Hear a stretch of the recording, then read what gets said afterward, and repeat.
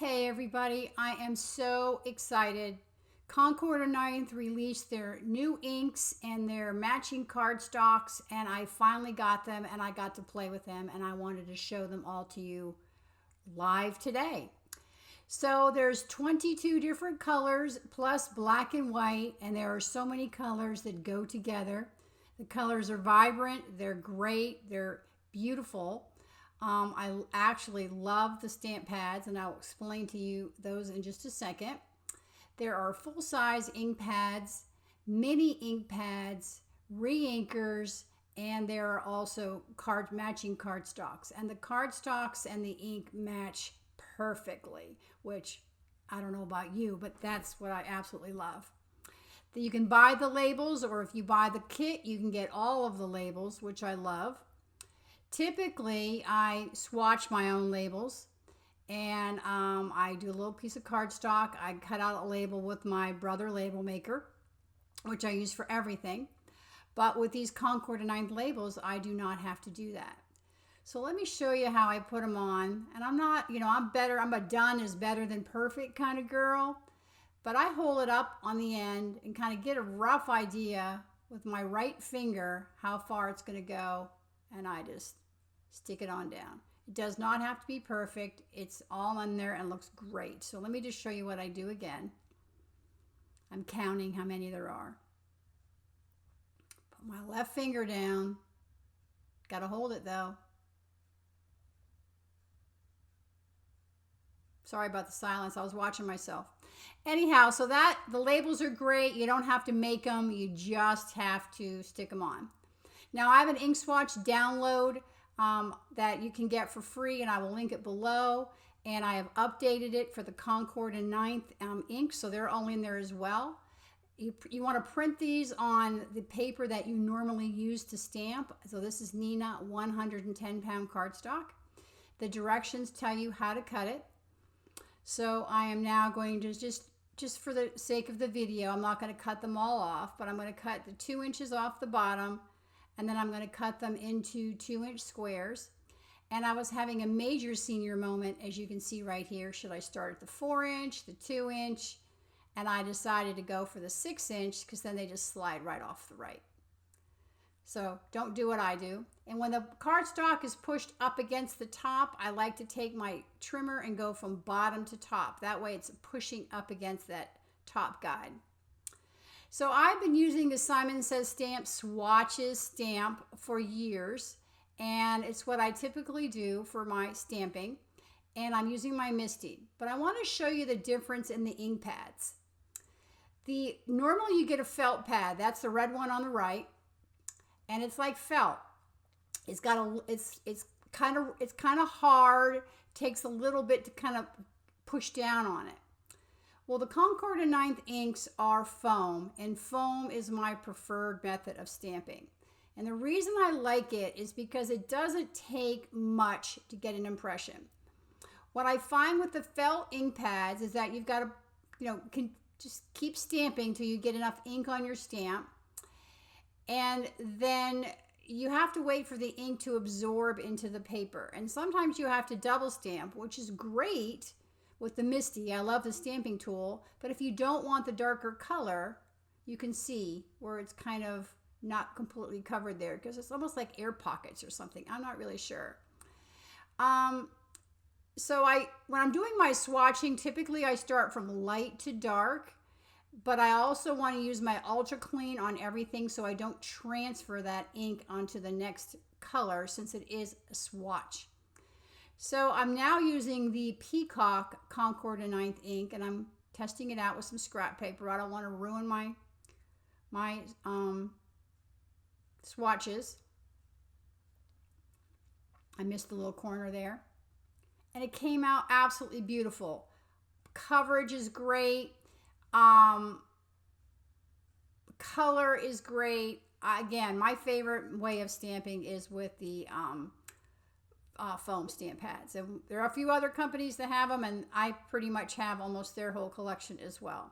Now, I typically don't buy whole collections of everything, but I was so excited about these Concord 9th products. I went ahead and got all of the full-size ink pads and all of the cardstocks.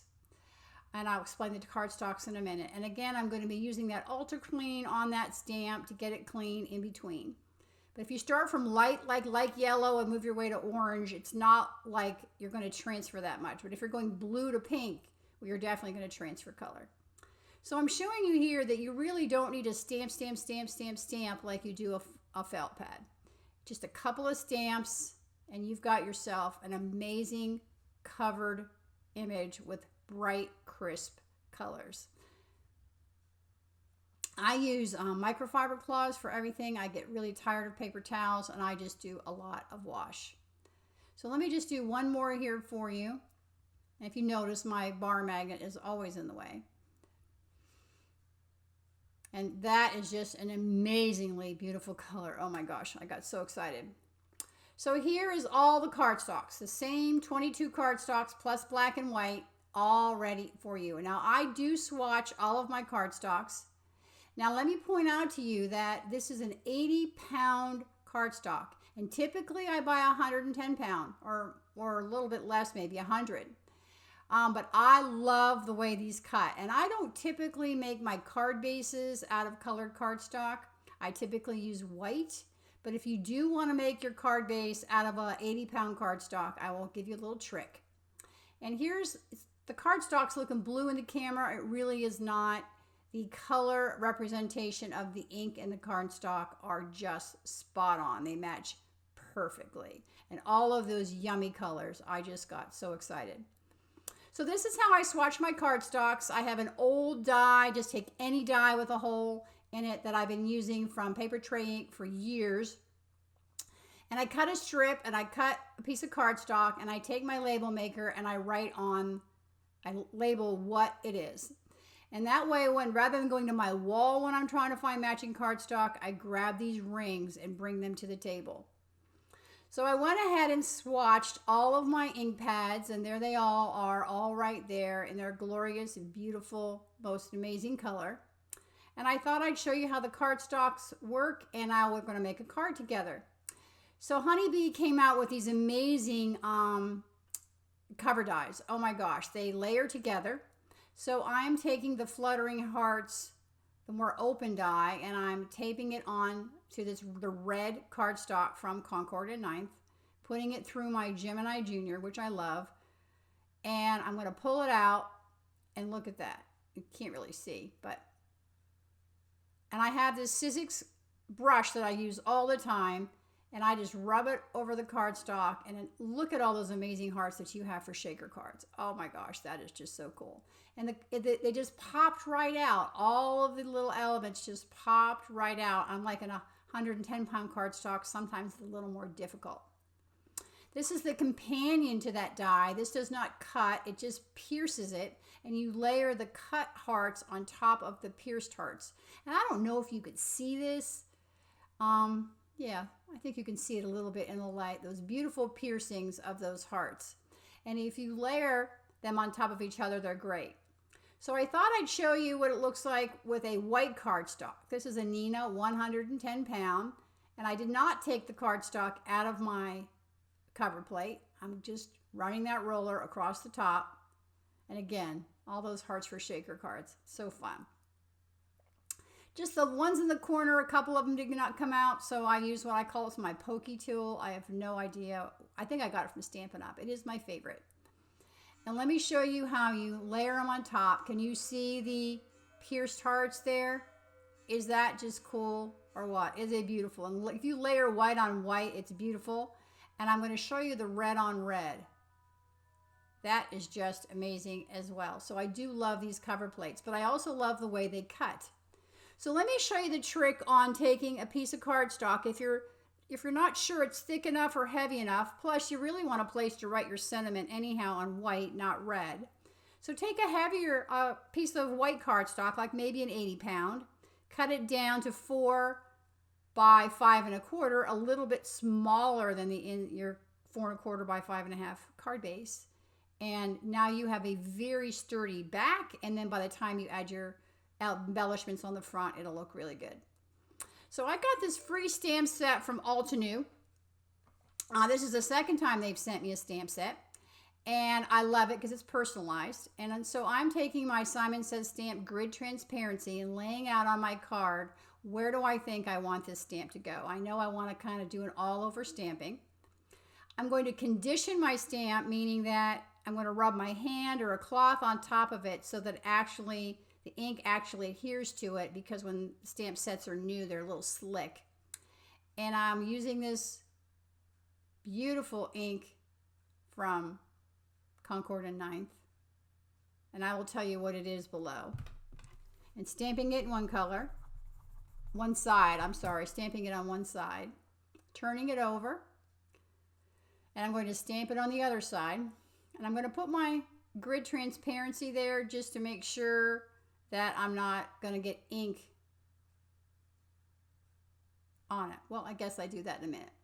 So now I'm going to stamp the other side, getting that little extra ink off my Misty door just in case I don't want to transfer it. The ink stamps beautifully. I just want you to know it is absolutely amazing. And here's that personalized Made with Love by Jane Shine. So now I'm putting it in. I want to see, where do I want it to go? I want to get that lower right hand corner. So I'm going to put that grid transparency on top. That way there will be no ink will transfer onto the cardstock. Close the door of the Misty to grab that stamp. Fumble like old people do, young people, I don't even know. And get rid of that grid, move that grid transparency out of the way and stamp it on down. I'm going to turn it. I'm going to do it again, the exact same thing on the other side. I probably should have sped this up, but there you go. Anyhow, so that is what I did. And then with this stamp set, there was some hearts. There were some solid hearts and there was some heart outline. So I took a little tiny block and I added the hearts in strategic areas using some of the Concord and 9th inks, just to give a little more color and to fill in some of the holes. And I will show you that whole completed process in just 1 second. And again, putting a little solid heart on the block and this parsley ink is just yummy. So I just strategically did this all over my card, picked a couple of other colors as well, and here we are. We're all finished. So now I want to turn this into a card. So PinkFresh has these amazing phrase builders, and what I do is I stamp out, on the label tape, I put down what the actual words are so that I can see them. And I'm cutting out my pieces. I'm cutting out 2 hellos in white, 2 hellos in pink, and I put them in that magnetic bowl that was here and gone in about 2 seconds. I like to use old cardstock for the bottom layers so I don't waste it and no one will ever know that those green hearts are below there. And again, as I said, PinkFresh has some amazing phrase builders. So check them out. They have the word die and the shadow die. So I'm putting a piece of craft foam below underneath that pink cardstock strip. And I like to line it up and cut it with scissors, because if I go to my trimmer and cut it, can never get it exact. It's always sometimes just a little bit too short. And too long is okay, too short is not. I'm going to glue that piece of craft foam on the back of that. I'm going to cut off the edge just because it's a little bit too long. I'm going to get out my T-ruler and lay out where it goes. Now I did cut this panel down to 4 by 5 1/4. And when I make sentiments, I make a bunch of them. If I'm making them, I'm going to make them. And I put them in a bowl. And I dig through and see which ones I want. Sometimes I just don't want to stamp a new sentiment. And I love this. You make me so happy. So I took that over to my trimmer and cut it off. And now I'm trying to figure out, well, where do I want to put the hello? So I glued the hello down right there. And I'm using a piece of foam tape that I've cut down. And my metal bar is stuck to my scissors. At least I didn't lose it. I don't know about you, but when I'm crafting, I can never find anything. I'm like, where is that glue? Putting a little glue on the backs because glue's great because you have a chance to move things around. I did not like the way I put that little foam strip, so I moved it around. I moved it just a little tad over. And there it is, all adhered. So now my decision was, do I put it on a pink card base, a white card base? So I decided to just frame it with pink, and I cut this 4 1/8 by 5 3/8, and I adhered that whole thing to the front of a note card. And now I'm going to do this Made with Love by Jane Shine, and then you're going to see it for about 1 second because for some reason it didn't show up in the camera.